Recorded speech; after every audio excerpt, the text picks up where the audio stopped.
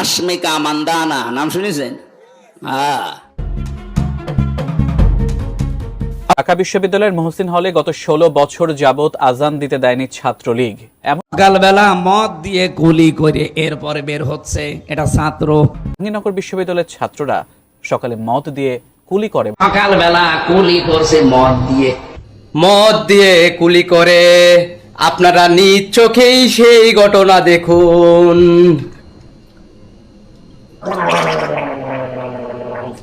১৬ বছর আজান দিতে দেয়নি সালেমরা। মাইকে দেওয়া হলে ছাত্রলীগের নেতাদের ঘুম ভেঙে যেত, তারা চায় নাই ঘুম ভেঙে যাক, এই কারণে তারা মাইকটা চালু করতে দেয়। ভালোবাসার মানুষ সকল রাশমিকা মান্দানার বিষয়ে আমি নাহি বললাম, কিন্তু ইসলাম নিয়ে তো আমার মাথা ব্যথা আছে। শুধু আমার কেন, আপনারও মাথা ব্যথা আছে। যদি বলেন কেন, 16-17 বছর ধরে স্বৈরে স্যার ঢাকা মুসলিম হল কলেজে আজান বন্ধ করে দিছে। কি মনে করছেন আল্লাহ তাআলা ছাড় দেয়, কিন্তু ছেড়ে দেন না। যারা এই ছোট্ট চ্যানেলটিতে নতুন আসছেন তারা অবশ্যই চ্যানেলটি সাবস্ক্রাইব করে দিবেন। চলুন আমরা সকালে মিলে আমার সড়ক একসাথে ভিডিওগুলো দেখে আসি। ঢাকা বিশ্ববিদ্যালয়ের মহসিন হলে গত ১৬ বছর যাবৎ আজান দিতে দেয়নি ছাত্রলীগ, এমন বক্তব্য দিয়ে সম্প্রতি ব্যাপক বিতর্কের সৃষ্টি করেছেন দেশের আলোচিত ইসলামী বক্তা মুফতি আমির হামজা। শুধু তাই নয়, জাহাঙ্গীরনগর বিশ্ববিদ্যালয়ের ছাত্ররা সকালে মদ দিয়ে কুলি করে বলেও মন্তব্য করেছেন আমির হামজা, জানিয়ে সোশ্যাল মিডিয়ায় বইছে সমালোচনার ঝড়। বিতর্কিত এইসব বক্তব্যের জন্য তাকে প্রকাশ্যে ক্ষমা চাওয়ার আলটিমেটাম দেন শিক্ষার্থীরা। বিষয়টি নিয়ে এবার মুখ খুলেছেন আমির হামজা। কি বললেন তিনি, জানাচ্ছেন এসআই রাজ। আমি জাহাঙ্গীরনগরে প্রথমে ছিলাম, চান্স পেয়েছিলাম প্রথমে ওখানে। আমি দেখেছি সকালবেলা কুলি করছে মদ দিয়ে। রাশমিকা মান্দানা নাম শুনেছেন? বিতর্ক যেন কোনোভাবেই পিছু ছাড়ছে না বাংলাদেশ জামাত ইসলামী মনোনীত কুষ্টিয়া ৩ আসনের সংসদ সদস্য প্রার্থী মুফতি আমির হামজার। একের পর এক বিতর্কিত বক্তব্য দিয়ে তিনি নিজেই হচ্ছেন সমালোচিত। সম্প্রতি এক ওয়াজ মাহফিলে তাকে বলতে শোনা যায়, জাহাঙ্গীরনগর বিশ্ববিদ্যালয়ের ছাত্ররা সকালে মদ দিয়ে কুলি করে। এটা দেখার পর তিনি নাকি সেখানে আর ভর্তি হননি। আমি প্রথমে জাহাঙ্গীরনগরে চান্স পেয়েছিলাম সাংবাদিকতায়। আমার তো সুরত যা, ওই ছাতায় তো পড়া সম্ভব না। এই জন্য বছর খানিক থাকার পরে এসে আল কোরআনে ভর্তি হয়েছিলাম কুষ্টিয়া বিশ্ববিদ্যালয়ে। আমি দেখেছিলাম ওখানে মানুষ ছাত্র মাস্টার্সে পড়ে, সকালবেলা মদ দিয়ে গুলি করে এরপরে বের হচ্ছে, এটা ছাত্র। তার এই বক্তব্যের ভিডিওটি সোশ্যাল মিডিয়ায় ছড়িয়ে পড়ার পর বিভিন্ন মহলে শুরু হয় আলোচনা সমালোচনা। ব্যঙ্গ বিদ্রুপের সাথে করা হচ্ছে ট্রল। জাহাঙ্গীরনগরে প্রথমে ছিলাম, চান্স পেয়েছিলাম প্রথমে ওখানে। আমি দেখেছি সকালবেলা কুলি করছে মদ দিয়ে কুলি করে। আপনারা নিজ চোখেই সেই ঘটনা দেখুন।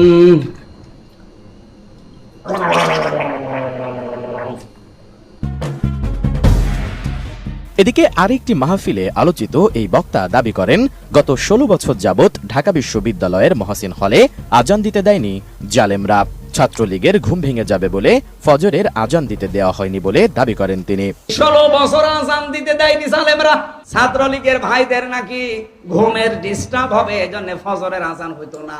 এবার ডাকসুতে শিবির প্যানেল পাস করার পরে তার পরের দিন মাইকে আজান আরম্ভ হয়েছে। নতুন বাংলাদেশ গড়তে এলো জুলফিকার স্টিল। জুলফিকার স্টিল, ইস্পাত দৃঢ় অঙ্গীকার। মূলত আমির হামজার এই বক্তব্যের পর থেকেই বিভিন্ন মহলে সমালোচনা চলছে। বক্তব্যের প্রতিবাদ জানিয়ে তাকে প্রকাশ্যে ক্ষমা চাইতে বলেছে ছাত্রদল। এমনকি ছাত্র শিবিরের সাবেক ও বর্তমান নেতাকর্মীরাও তার সমালোচনা করেছেন। আমির হামজা নামক একজন বক্তা ও জামাত ইসলাম মনোনীত এমপি পদপ্রার্থী দাবি করছেন, ছাত্র শিবির ডাকসুজের পূর্বে মুহসিন হলে আজান দেওয়া নিষিদ্ধ ছিল, যা সম্পূর্ণ বানোয়াট একটি দাবি। আমাদের আবাসিক হলের ব্যাপারে এমন জঘন্য মিথ্যা বক্তব্য আমাদের ধর্মীয় অনুভূতিতে আঘাত হানে। চেয়ার পেয়েছেন তো গিয়ারে আছেন, টের পাচ্ছেন না কিছু।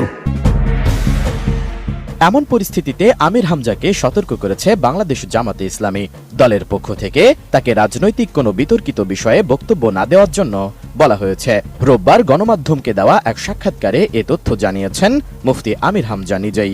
বলেন, মাহফিলে বক্তব্য দেওয়ার সময় তিনি বিতর্কিত এসব বক্তব্যের জন্য ক্ষমা চেয়ে তিনি বলেন, মাহফিলে বক্তব্য দেওয়ার সময় তিনি এখন থেকে সতর্ক থাকবেন, কোরআনের তাফসিরের বাইরে আর কিছু বলবেন না বলেও সিদ্ধান্ত নিয়েছেন তিনি। এর আগে ভারতের আলোচিত দক্ষিণী অভিনেত্রী রাশমিকা মান্দানাকে নিয়ে তার বক্তব্য ঘিরে তুমুল সমালোচনা হয়। সে সময় তার বক্তব্য ছড়িয়ে পড়লে এটা নিয়েও সামাজিক যোগাযোগ মাধ্যমে শুরু হয় ব্যাপক সমালোচনা। আর ওই সমালোচনার প্রেক্ষিতে তখন ক্ষমাও চান আমির হামজা। রাশমিকা মান্দানা নাম শুনেছেন? আওয়ামী লীগ সরকারের আমলে 2.5 বছর কারাগারে নির্যাতনের শিকার হন আমির হামজা। তিনি ইসলামী বিশ্ববিদ্যালয়ের আল কোরআন ও ইসলামিক স্টাডিজ বিভাগের ছাত্র ছিলেন। আসন্ন জাতীয় সংসদ নির্বাচনে কুষ্টিয়া 3 আসনে বাংলাদেশ জামাতে ইসলামীর সংসদ সদস্য প্রার্থীও তিনি। হইতো না। এখন তো যে 5 আগস্টের পর আমার ফ্রেন্ড লুকমান অ্যারাবিক ডিপার্টমেন্টের, সে প্রথম আজান দিছিল, তো খুবই ভালো লাগছে আমারও। সে আয়সা বলতেছে মারজান মানে অনেক দিন পর আজান দিলাম মাইকে, খুবই ভালো লাগতেছে। এখন তো কারো সমস্যা হচ্ছে না, আলহামদুলিল্লাহ এখন ভালো লাগতেছে, সবারই ভালো লাগতেছে আলহামদুলিল্লাহ। শিক্ষার্থীরা বলছে অতীতে ফজরের আজানের শব্দে ঘুম ভেঙে যাওয়ার অজুহাতে ছাত্রলীগের প্রভাবশালী নেতাদের চাপের মুখে মসজিদের মাইকে আজান দেওয়া বন্ধ করে দেওয়া হয়। এরপর থেকে দীর্ঘ সময় ধরে শুধু নামাজের সময় মুখে আজান দেওয়ার রীতি প্রচলিত ছিল। তো আজান কেন হবে না, আমি আজান খুঁজে পাই না। পরে জানলাম যে কিছু ব্যক্তি বিশেষের কারণে নাকি ওদের ঘুমের সমস্যা হয়, এর জন্য আজান হয় না। ফজরের আজান মাইকে দেওয়া হলে ছাত্রলীগের নেতাদের হচ্ছে ঘুম ভেঙে যেত, তারা চায় নাই ঘুম ভেঙে যাক, এই কারণে হচ্ছে তারা মাইকটা চালু করতে দেয় না।